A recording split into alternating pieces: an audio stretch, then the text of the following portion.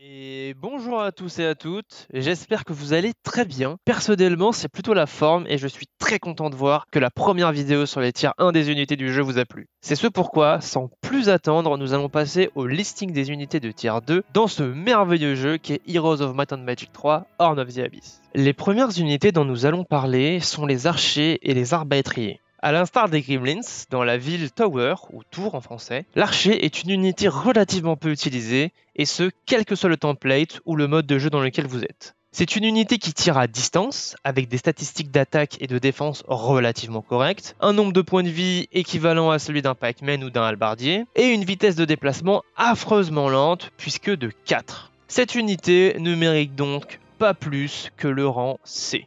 Ce qui n'est pas du tout le cas bien évidemment de l'arbalétrier, ou Marksman, véritable unité d'élite avec des statistiques similaires à l'archer, mis à part bien sûr le nombre de tirs et la vitesse de déplacement qui elle est de 6. Une unité par définition beaucoup plus rapide et qui bénéficie d'une capacité spéciale qui en fait toute sa puissance, tirer 2 fois. Il multiplie donc ses dégâts par 2, le rendant extrêmement dangereux et puissant dans tous les combats de début, milieu, voire même parfois fin de partie. Il mérite donc totalement sa place en rang S. Passons maintenant à la faction du rempart, et de ses deux représentants, le nain et le nain de guerre, aussi nommés Dwarf et Battle Dwarf.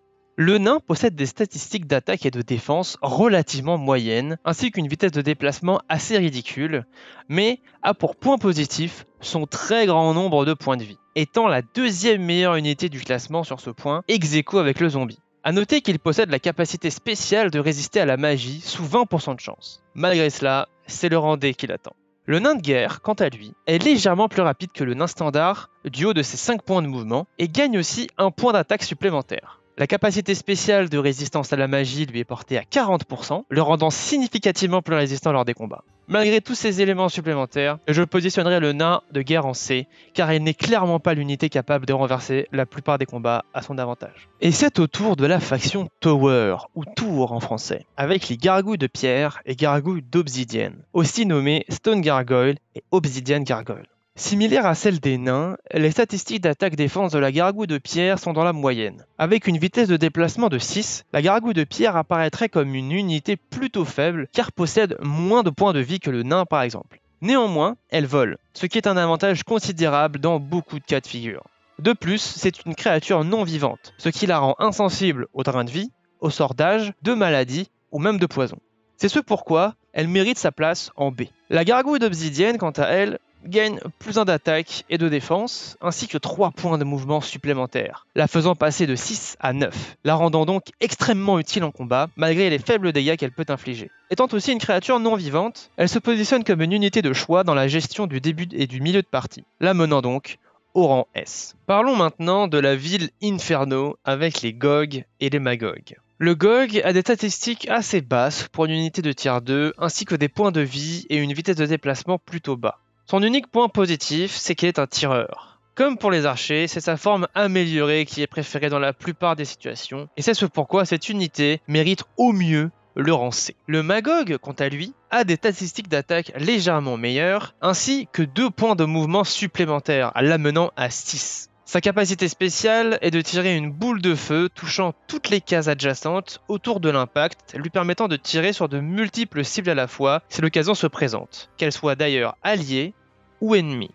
Cela multiplie ainsi ses dégâts. La version Horn of the Abyss lui attribue aussi la capacité de tirer sur n'importe quelle case du terrain sans avoir à précisément viser une unité, permettant donc aux joueurs de faire encore plus de dégâts dans certaines situations. Cette unité mérite selon moi le rang A. Et c'est au tour de la ville des morts vivants, la nécropole, avec les Walking Dead et les zombies.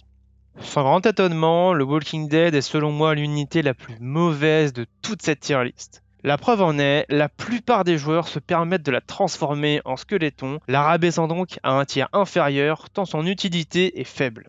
Son seul avantage serait son nombre de points de vie, qui est de 15. Cette unité a donc bien sa place en D. Le zombie quant à lui est légèrement plus rapide et amène le nombre de points de vie à 20, égalant donc le nain, ainsi que le nain de guerre sur ce niveau. De plus, le zombie a la capacité spéciale d'infliger maladie, ou disease en anglais, un sort qui réduit de 2 l'attaque et la défense de l'unité qui en subit l'effet. L'effet de ce sort ne peut être supprimé qu'en utilisant le sort Cure, ce qui lui attribue donc une place en C. Nous voilà maintenant arrivés à la ville du donjon, avec la harpie et la harpie Hag. Tout comme la gargouille de pierre, la harpie est une unité volante possédant à peu près les mêmes statistiques de combat que cette dernière. C'est donc une unité volante avec une mobilité moyenne, mais qui possède une capacité spéciale, celle de revenir à sa position initiale une fois qu'elle a porté une attaque. Cette unité vaut selon moi le rang B. Son amélioration, la harpie Hag, quant à elle, possède 1 point de défense ainsi que 3 points de mouvement supplémentaires, exactement comme la gargouille d'obsidienne citait précédemment. La harpie Hag ne reçoit aucun coup en retour après avoir attaqué une cible avant de revenir à sa position initiale. Nous avons donc une unité extrêmement mobile, capable de harceler à distance sans se mettre elle-même en danger. Et c'est pourquoi, selon moi, cela la positionne en rang S. Passons maintenant à la ville du Bastion, ou Stronghold en anglais, avec les Wolf Riders et les Wolf Raiders. Bien qu'ayant des statistiques plutôt correctes, le Wolf Rider demeure une unité fragile du haut de ses 10 points de vie. Ses dégâts sont légèrement au-dessus de la moyenne en termes de pourcentage et sa vitesse de déplacement est plutôt bonne. C'est ce pourquoi je le positionne en rang B. Le Wolf Rider, quant à lui, est extrêmement puissant. En effet, il gagne 1 point de dégâts et d'attaque supplémentaire ainsi que 2 points de mouvement, le rendant donc plus dangereux car plus mobile et meurtrier. Mais ce qui fait de lui un tueur sanguinaire, c'est sa capacité spéciale qui lui permet de frapper 2 fois. Il reste néanmoins très fragile et rate le rang S de peu pour se retrouver en A. Nous voici arrivés à la forteresse, ville des Lizardman et Lizard Warriors. Malgré une vitesse de déplacement basse, le Lizardman reste une unité relativement compétitive dans la catégorie des archers. Ses statistiques de combat sont globalement bonnes sans être incroyables. C'est donc un rang B. Le Lizard Warrior, quant à lui, possède des statistiques d'attaque et de défense ainsi que de dégâts clairement supérieures à celles des autres archers de son tiers, le rendant extrêmement puissant en grand nombre. Malgré cela, sa vitesse de déplacement et donc d'initiative demeure basse, et il ne possède aucune capacité spéciale lui permettant de concurrencer ses homologues tireurs. C'est donc un rang A. Voilà maintenant le Conflux. Laissez-moi vous présenter l'élémentaire d'air et l'élémentaire de foudre. L'élémentaire d'air est une unité qui possède 9 d'attaque, 9 de défense, qui fait entre 2 à 8 points de dégâts et possède 25 points de vie, ainsi qu'une vitesse de déplacement de 7. C'est énorme pour une unité de tier 2. Elle équivaut largement une bonne partie des unités de tier 3. De plus, étant un élémentaire, elle n'est pas affectée par le moral et est immunisée contre le sort pluie de météores, ou Meteor Shower en anglais. Néanmoins, elle demeure fortement vulnérable au sort de foudre, Lightning Bolt et Chain Lightning, ainsi qu'à Armageddon. Cela demeure un solide tier S. Son amélioration, l'élémentaire de foudre, est encore plus puissant puisqu'il peut tirer et possède aussi un point de mouvement supplémentaire. En plus de tous les éléments spéciaux déjà cités, l'élémentaire de foudre est un caster et peut à chaque tour lancer le sort Protection contre l'air sur toutes les unités capables de le recevoir. En mon sens, la plus puissante unité de ce tiers. Naturellement, S. Il est temps maintenant de parler de la ville Cove, récente découverte de l'expansion Horn of the Abyss, avec les 2 unités suivantes, le Crewmate et le Seaman. Le Crewmate est une unité assez offensive avec ses 7 d'attaque, mais demeure relativement moyenne car se déplace à 5 de vitesse. Ses points de vie et sa défense ainsi que ses dégâts sont dans la moyenne, ce qui en fait une unité moyenne de rang B. Le Seaman, quant à lui, est significativement plus puissant, avec 8 d'attaque, 6 de défense, 3 à 4 points de dégâts et une mobilité de 6. Il arrive globalement plus facilement au contact de ses cibles que le Crewmate, mais reste néanmoins trop faible pour être positionné en rang S. Il mérite donc un rang A. Terminons à présent cette tier list avec les unités neutres qui ne sont autres que le sanglier, ou boar en anglais, le léprechaun et le voleur. Les statistiques du sanglier sont relativement moyennes, à l'image d'une harpie ou d'une gargouille de pierre, sans pour autant voler ou avoir une quelconque capacité spéciale, le relayant au rang C. Le léprechaun est une unité offensive avec 8 d'attaque et entre 3 à 5 points de dégâts, ce qui est légèrement au-dessus de la moyenne des dégâts de son tiers. Néanmoins, sa mobilité n'est que de 5.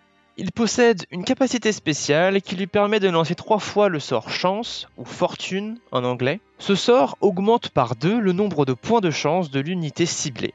Hélas, c'est un élément qui lui fait souvent défaut, car l'intelligence artificielle qui gère cette unité lors des combats lui fait utiliser ce sort le plus de fois possible avant de la faire attaquer, la rendant donc totalement immobile durant un grand nombre de tours, et de ce fait, non menaçante et vulnérable. Comme son ami le sanglier, le léprechaun vaut tout au mieux un rancé. Enfin, la dernière unité de cette tier list, le voleur. Le voleur est lui aussi une unité offensive avec 8 points d'attaque et une mobilité de 6. Hélas, c'est une unité très fragile avec seulement 10 points de vie. Il possède néanmoins une utilité hors combat qui est espionnage. Cette capacité fonctionne de la même manière que le sort Vision et permet aux héros en possession de l'unité de percevoir le nombre d'unités exactes qu'ont ses adversaires en leur possession, ou encore de savoir si les unités neutres sur le terrain seront d'humeur à accepter le combat, se rendre ou proposer de se vendre. Une unité qui a donc plus d'un tour dans son sac, ce qui lui vaut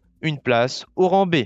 J'espère que vous avez apprécié cette vidéo et que vous avez pu y apprendre plein de choses. Je sais qu'encore une fois, mon avis n'est probablement pas parfait, et c'est ce pourquoi je vous propose de me laisser en commentaire ce que vous en avez pensé. N'hésitez pas à vous abonner et à partager cette vidéo sur tous vos réseaux. Je me suis personnellement beaucoup amusé à produire cette vidéo, alors je vous dis à très bientôt pour la suite.